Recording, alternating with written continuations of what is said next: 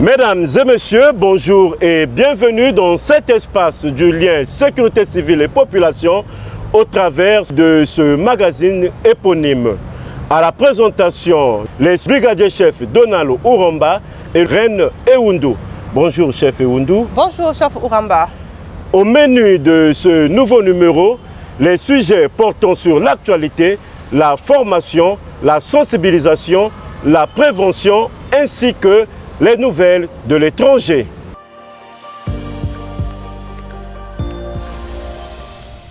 Du 18 au 20 septembre 2025, la ville de Dolisie, dans le département du Niari, a abrité le 4e comité stratégique de la centrale d'intelligence et de documentation, placé sous l'autorité du ministre de l'Intérieur et de la décentralisation, Raymond Zéphirin Mboulou. Un événement majeur qui a réuni les hauts responsables de cette institution clé pour aborder un sujet d'une importance capitale. Défis et stratégies pour une élection présidentielle sécurisée en mars 2026. Les détails de cette rencontre par Je t'aime Angatwa Péa. Pendant 3 jours, les participants à cette réunion du comité stratégique ont évalué les actions menées et projeté celles à venir en tenant compte des menaces protéiformes et défis sécuritaires actuels. La population de mon département et moi-même portons sur les objectifs de cette présente réunion. La 4e réunion du comité stratégique de la centrale d'intelligence et de documentation est assurément un moment de travail intellectuel pour cerner les défis et bâtir les stratégies pour une élection transparente et crédible. En effet, la tranquillité, la sécurité, la paix sont une exigence vitale pour tout être humain. Elles s'imposent à nous comme un impératif catégorique. Ces valeurs sont aussi indispensables tout autant que l'air dont nous avons besoin pour respirer. La force publique doit de ce fait redoubler d'efforts dans la prévention. Elle sait le faire.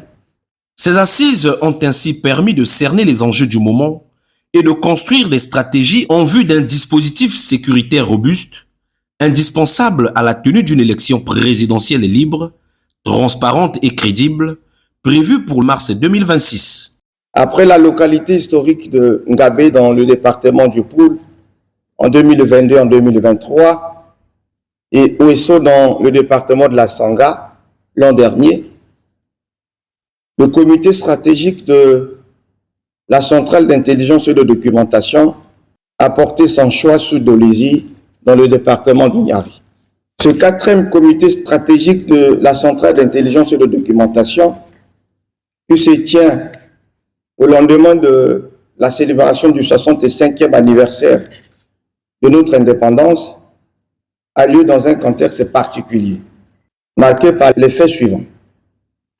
Au plan international, par les effets induits de la politique étrangère de la nouvelle administration nord-américaine, accentuée par les vives tensions géopolitiques observées dans le conflit russo-ukrainien et au Moyen-Orient, auxquels s'ajoutent les changements climatiques et leurs conséquences socio-économiques. Au plan continental, par l'activisme récurrent des groupes terroristes dans le Sahel, l'ingérence des grandes puissances dans les affaires intérieures de nos États ou les États africains, ajoutez à cela la crise migratoire qui émaille nombre de pays autour de nous, les situations sécuritaires à l'est de la RDC et au nord-est de la RCA retiennent notre attention. Au plan national, le pays vit une situation socio-économique morose aggravée par le grand banditisme urbain et périurbain. La prochaine élection présidentielle de mars 2026, caractérisée par le frémissement des différents états-majors politiques, justifie pleinement le thème choisi pour ce conclave, à savoir défis et stratégies pour une élection présidentielle sécurisée en mars 2026. Pour l'administrateur général de la CID, Ce comité stratégique constitue toujours un moment solennel, propice à l'évaluation du chemin parcouru et à l'anticipation des écueils potentiels, avec pour horizon la présidentielle de mars 2026. Prenons la parole au nom du gouvernement. Le ministre de l'Intérieur et de la décentralisation, Raymond Zéphirin Mboulou, s'est félicité de la bonne tenue de ces assises d'envergure à Dolisie, ville verte et chef-lieu du département du Niari. Le thème retenu pour cette session, défis et stratégies pour une élection présidentielle sécurisée en mars 2026, éloquent dans son choix, mérite que vous y travailliez avec ardeur et abnégation certaine, que vous mettiez davantage votre énergie et intelligence plus que de coutume, afin de prévenir et lutter contre tout ce que la nation, éprise de paix et de stabilité, redoute de façon générale. L'option démocratique que le peuple du Congo a prise en son temps est irréversible. En mars 2026, le peuple sera appelé à choisir un de ses dignes fils qui devra présider à ses destinées pour les 5 années à venir.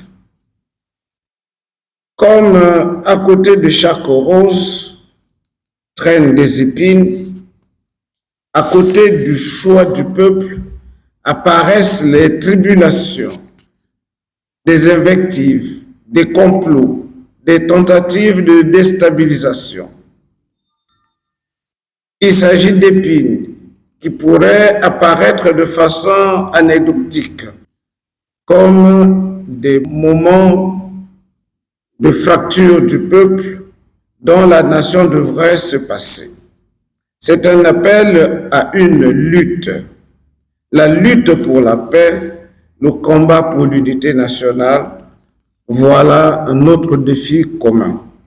Raymond Zéphirin Mboulou a insisté sur la nécessité d'examiner avec la plus grande attention les éventuels foyers d'instabilité sécuritaire susceptibles de perturber le processus électoral. Enfin, le ministre a plaidé pour un comité stratégique pleinement impliqué dans la préservation de la sûreté de l'État.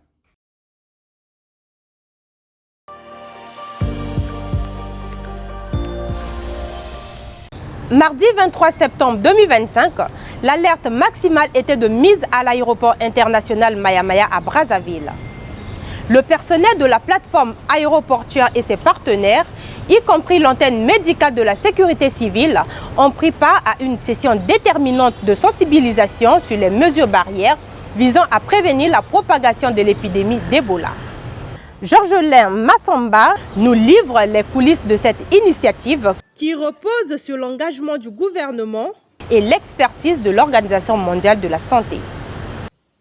C'est dans un contexte régional où le risque épidémique reste une préoccupation majeure pour le gouvernement que cette communication sur l'épidémie d'Ebola, en collaboration avec l'Organisation mondiale de la santé, a été organisée à l'aéroport international Maya Maya, porte d'entrée et de sortie stratégique, vulnérable à la propagation du virus Ebola en l'absence de contrôle adéquat. L'objectif était donc clair: s'assurer que l'ensemble de la plateforme aéroportuaire et ses partenaires maîtrisent parfaitement les mesures barrières essentielles pour prévenir toute importation et propagation potentielle de ce virus. La sensibilisation a ciblé un large éventail d'acteurs, reconnaissant que la lutte contre Ebola est un effort collectif. Le personnel de la plateforme, agents d'escale, de sûreté, services techniques, etc., a été formé à la reconnaissance des symptômes et au protocole d'alerte immédiat. Un accent particulier a été mis sur l'antenne médicale de la sécurité civile présente sur le site.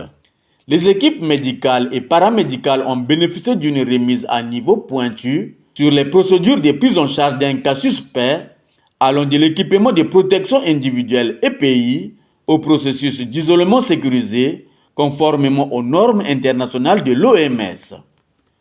Animé par les docteurs Jean-Claude Emeka du ministère de la Santé et Yuba Kandako de l'OMS, Cette séance a permis de préparer les participants sur les attitudes à adopter face à cette infection virale grave, souvent mortelle, qui peut se propager rapidement au sein des populations si les mesures de prévention ne sont pas rigoureusement appliquées. Pendant la gestion du Covid, nous étions tous paniqués, pas seulement au Congo, mais dans le monde entier, pour une simple raison que nous n'étions pas préparés, nous n'avions pas l'information.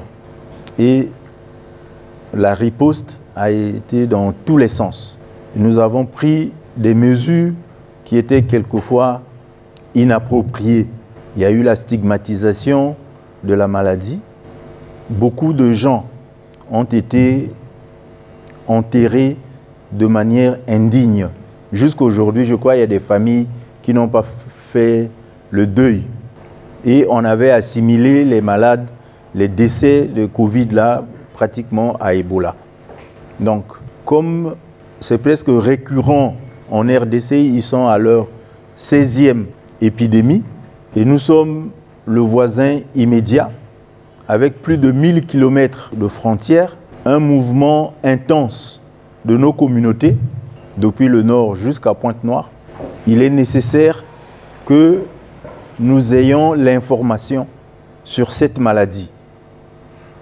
Le représentant de l'OMS a donné de la voix, s'exprimant sur les thèmes abordés, couvrant les statistiques, les mesures préventives à adopter, les modes de transmission du virus, les signes et symptômes à surveiller, l'importance de la vaccination, les options de traitement disponibles, ainsi que les procédures à suivre en cas de suspicion d'infection. La maladie à virus Ebola est une maladie très dangereuse qui tue très facilement et qui peut exterminer toute une famille en moins de 21 jours. Il y a eu des grandes épidémies que l'Afrique a connues. Je me rappelle très bien en 2014-2016, en Afrique de l'Ouest, il y a eu beaucoup de cas d'Ebola là-bas. En Guinée, Sierra Leone, Libéria, le Mali, le Sénégal, qui ont enregistré des cas confirmés d'Ebola. Il y a eu plus de 11 000 décès. Et vu que l'aéroport est une porte d'entrée dans les pays, il faut que nous prenions des dispositions. La RDC a déclaré l'épidémie le 4 septembre. Et du 4 septembre à nos jours, il y a eu 54 cas confirmés. Et sur les 54 cas confirmés, vous savez, il y a eu combien de décès? 34 décès. 54 cas confirmés, 34 décès. Et la létalité est de 61,4%.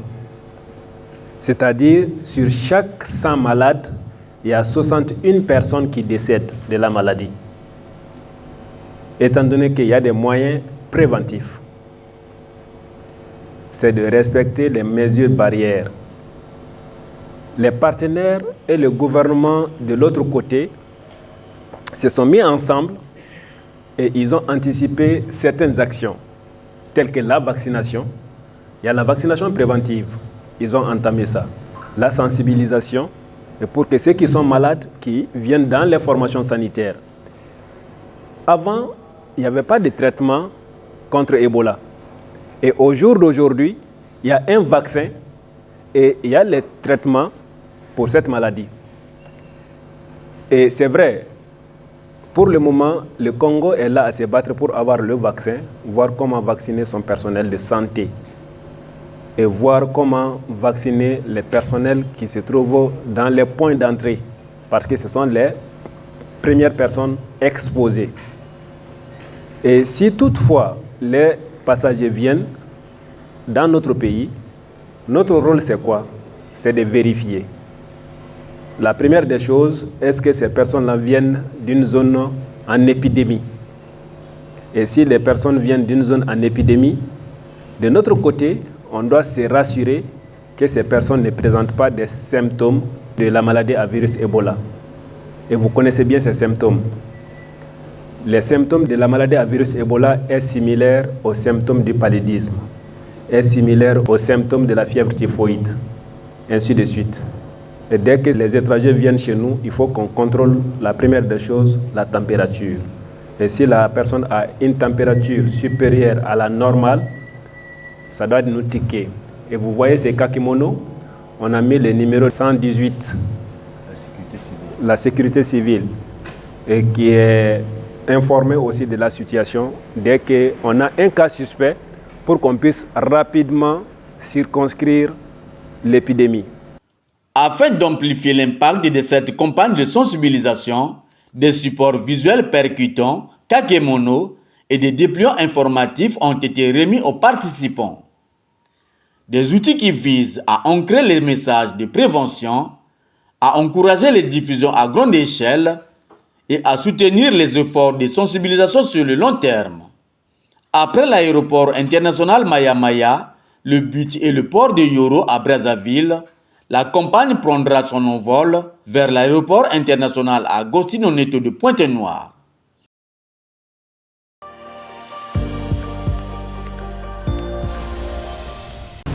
Le mercredi 25 septembre 2025, une initiative proactive a été mise en place pour garantir la sécurité des nouveaux locaux au port autonome de Brazzaville du groupement d'intérêt économique pour le service commun d'entretien des voies navigables Congo RCA, communément appelé GIE-SCEVN. À la demande de ce dernier, une équipe de la direction de la prévention et de la réglementation du commandement de la sécurité civile s'est rendue sur place pour une visite d'inspection. L'objectif de cette mission était d'évaluer les risques potentiels d'incendie dans ce site en cours d'aménagement. Le point sur cette visite par Krishna Kaya Mapembe. C'est pour garantir la sécurité incendie de ces nouveaux locaux que le groupement d'intérêt économique pour le service commun d'entretien des voies navigables Congo-République centrafricaine a sollicité et bénéficié de l'expertise de la sécurité civile. Une équipe de la direction de la prévention et de la réglementation a ainsi été mobilisée pour mener une visite d'inspection préventive sur le site en cours d'aménagement. Conduite par le colonel de police Alphonse Bonazebi, directeur de la prévention et de la réglementation par intérim, l'équipe a été accueillie par M. Alexis Dekwase, coordonnateur de la société, qui a présenté le plan du site, incluant des informations précises concernant sa superficie et l'effectif du personnel. L'initiative, menée par les experts de la sécurité civile, visait à identifier les vulnérabilités en matière de sécurité incendie et à évaluer les risques spécifiques. L'analyse a porté sur le stockage des matières inflammables, la surcharge électrique et la conformité des installations.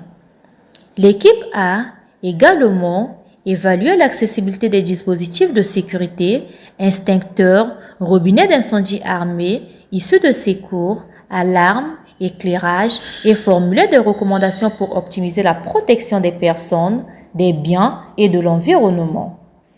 L'engagement de ce groupe en faveur de la sécurité incendie dès la phase d'aménagement démontre une volonté forte de protéger ses employés et de se conformer aux réglementations. La visite s'est conclue par un débriefing où les points clés ont été abordés. M. Alexis Dekwase a partagé ses impressions sur cette expérience enrichissante. Alors, le GIE-SCEVN, c'est une structure inter-État de la République du Congo et de la République centrafricaine qui a pour mission d'entretenir les voies d'eau navigables de ces deux États. Et donc, à ce titre, nous avons plusieurs activités, notamment le balisage, le dragage, l'hydrographie. Et nous avons, dans le cadre de déménagement de notre réinstallation, estimé qu'il est nécessaire de revoir l'aspect sécuritaire du nouveau site sur lequel nous sommes installés. Nous avons jugé utile de faire appel à une structure qui a l'expertise avérée en la matière de sécurité, qui est la sécurité civile que nous appelons communément les sapeurs-pompiers, pour nous appuyer, voir ce qu'il y a à améliorer, ce qu'il faut faire pour la mise en norme du site sur le plan sécuritaire. Ce n'est que le début d'une coopération que j'espère fructueuse à l'avenir, parce qu'au-delà de l'audit qui va être fait, il y aura des recommandations qui vont être dégagées et nous allons les mettre en exécution. Et nous pourrons travailler qu'avec la sécurité civile qui a une expérience avérée en la matière. Nous avons la formation du personnel en matière de lutte contre l'incendie. Les stages ont été faits par le passé, mais c'est la date, il va falloir qu'on réactualise. Ils vont nous aider dans la mise en place des dispositifs de lutte contre l'incendie. Et donc, il y aura beaucoup d'activités qui seront menées, mais nous attendons les livrables de cet audit. Soulignons enfin que cette approche préventive et exemplaire, soutenue par des conseils d'experts et axée sur la sécurité, la conformité, la préparation des équipes, a été mise en œuvre pour garantir un environnement de travail sûr.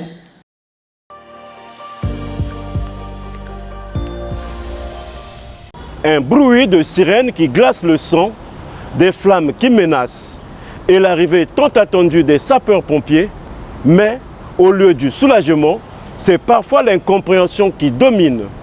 Ils arrivent sans eau, ils n'ont pas d'eau, le camion est vide, ils ne sont pas prêts. Où vont-ils encore? Dans le tumulte des flammes et le chaos des incendies, les critiques fusent, souvent nourries par l'ignorance et la désinformation. Pendant que certains citoyens s'érigent en juges hâtifs, dénonçant des interventions prétendument inefficaces, la réalité du terrain est bien plus que complexe et mérite d'être mise en lumière. Loin des clichés, des idées reçues et des rumeurs, le commandant du centre de secours principal des sapeurs-pompiers du centre-ville de Brazzaville, le capitaine de police Habib Ulurich Oyeri Okwangé, dévoile ici les rouages de leurs interventions, la science de leur préparation face aux incendies. Il est temps de dépasser les préjugés et de comprendre les réalités du terrain. Un véhicule d'incendie ne peut jamais sortir sans eau. C'est inadmissible. Comment vous allez intervenir sans eau? Déjà, tout mouvement d'un véhicule s'exécute par un contrôle. Chaque matin, il y a une relève. Il y a une section montante et une section descendante. Le conducteur montant et le conducteur descendant sont ensemble. Ils sont censés vérifier les freins, les phares, la corne à deux temps et la citerne d'eau pour se rassurer que tout est au point. Alors dire aujourd'hui que les pompiers viennent sans eau, ça c'est archivement faux. Il peut y avoir un incendie de grande ampleur et que nous engageons 2 lances de 45 ou de 70 qui peuvent nous cracher 250 à 500 litres par minute pour venir à bout de cet incendie. Mais qu'à cela ne tienne, nous avons toujours un renfort pour soutenir l'action de ceux qui sont déjà sur le terrain. Et c'est à ce moment où vous constaterez que le premier véhicule arrivé qui n'a plus d'eau va au poteau d'incendie pour se ravitailler et le second prend le relais. Déjà, une citerne qui n'est pas remplie, le véhicule ne peut pas aller à vive allure. Ça va bouger, risque de créer un accident. Donc, toute intervention, toute sortie d'engin, on doit se rassurer que le véhicule est plein d'eau. S'il n'y a pas assez d'eau, rapidement on le remplit. Chaque matin, c'est comme ça que ça se passe. Même après une intervention, nous allons au poteau et nous remplissons notre tonne pour revenir à la base. Vous allez constater que dans la ville de Brazzaville, il y a des poteaux d'incendie dans tous les arrondissements. Ces poteaux sont vandalisés. Alors, pendant l'incendie, il nous est difficile d'avoir de l'eau. Il faut aller au centre-ville. Nous lançons un appel qu'on puisse préserver nos poteaux d'incendie où nous pouvons rapidement être ravitaillés. Que la population nous appelle au 118 en cas d'urgence. Nous serons là. Il n'y a pas que les incendies, il y a des secours à victimes, des AVP qui appellent le 118. Nous serons là.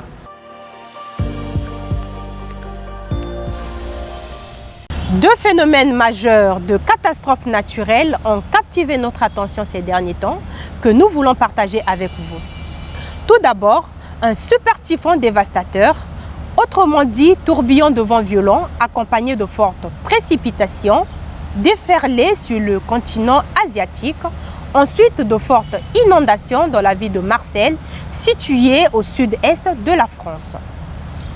Baptisé Ragaza, le super typhon a frappé Taïwan dans la nuit de mardi 23 à mercredi 24 septembre avant de s'abattre sur Hong Kong, tuant environ 20 personnes, tandis que l'on dénombre plus de 120 disparus, tout en poursuivant sa trajectoire vers la mer de Chine.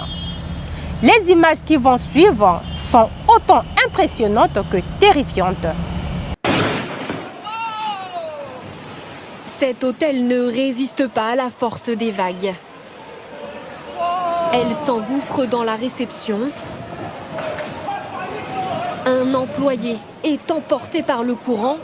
Il est rattrapé de justesse par ses collègues. À près de 206 km/h, le super typhon Ragaza s'est abattu avec toute sa puissance sur les côtes hongkongaises. Dans cet appartement, des cordes ont été posées pour maintenir les fenêtres, en vain. Des vents surpuissants que cette Française expatriée depuis 20 ans nous explique avoir rarement vus. On a un très gros arbre et les branches tapaient sur notre toit. Le vent tourbillonnait, en fait, c'est un bruit très particulier de coups et de vent très fort. Des arbres arrachés, des glissements de terrain. Dans le centre-ville de Hong Kong, le niveau de la mer est monté à près de 4 mètres, inondant de nombreux commerces. Une trajectoire destructrice. Quelques heures auparavant, le typhon avait balayé Taïwan. Dans le comté de Hualien, la rupture d'une digue causée par les pluies torrentielles a transformé cette rivière en torrent de boue dévastateur. Plus d'une dizaine de personnes sont mortes. L'eau est arrivée en direction du pont de Matayan, comme un tsunami. L'inondation est arrivée très vite et a déferlé d'un coup. Sur place, les secours sont toujours à la recherche d'une centaine de disparus. Avec des pointes à près de 300 km/h, Ragaza pourrait être le typhon le plus puissant enregistré depuis le début de l'année. La ville portuaire de Marseille, très éprouvée par des gigantesques feux de forêt pendant la période estivale, a été touchée par de fortes pluies torrentielles dimanche dernier, soldées par des inondations exceptionnelles ayant mobilisé de très nombreux pompiers engagés dans près de 300 interventions pour faire face à de multiples dégâts ayant impacté négativement non seulement la quiétude et la vie des populations, mais aussi le fonctionnement des aéroports, des écoles, le trafic routier sur les autoroutes, le réseau électrique. Suivant.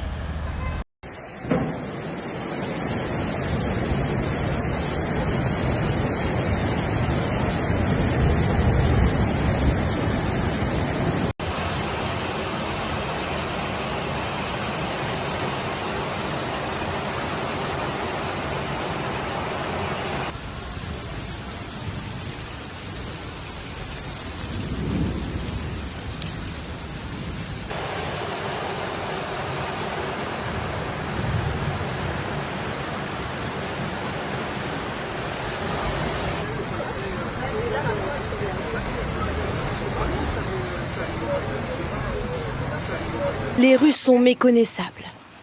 Des tonnes de boue se sont déposées. La circulation ferroviaire a été un temps arrêtée. Il y a 3 mois, un incendie avait brûlé plusieurs maisons et les arbres aux alentours dans ce quartier. Pour ce forgeron, sans végétation, plus de barrières naturelles pour ralentir l'eau. Autre conséquence, des tonnes de suie accumulées dans la montagne se sont déversées dans les maisons. Jamais ce quartier de l'Estac n'avait été autant touché par un épisode orageux. Le rez-de-chaussée de cette habitante a été inondé cette nuit. C'est même une bonne couche. J'essaye de pas pleurer. De la boue partout sur le sol, l'eau est rentrée et voilà, on déguste encore une fois. Après l'incendie, voilà la pluie. Toute la journée, les habitants ont déblayé et vidé les maisons envahies par les eaux. Il faudra plusieurs jours pour que le quartier de l'Estac retrouve son visage. Mesdames et messieurs, c'est par là que nous mettons un terme à ce 148e numéro de votre magazine Sécurité civile et population, présenté par les brigadiers chefs Donald Ouramba et Ren Eundu. Supervision, commandement de la sécurité civile, prise de vue Georgelin Massomba, Octavie Obombi, montage Mardoché Mokemiabeka. Bonne suite de programme chez vous.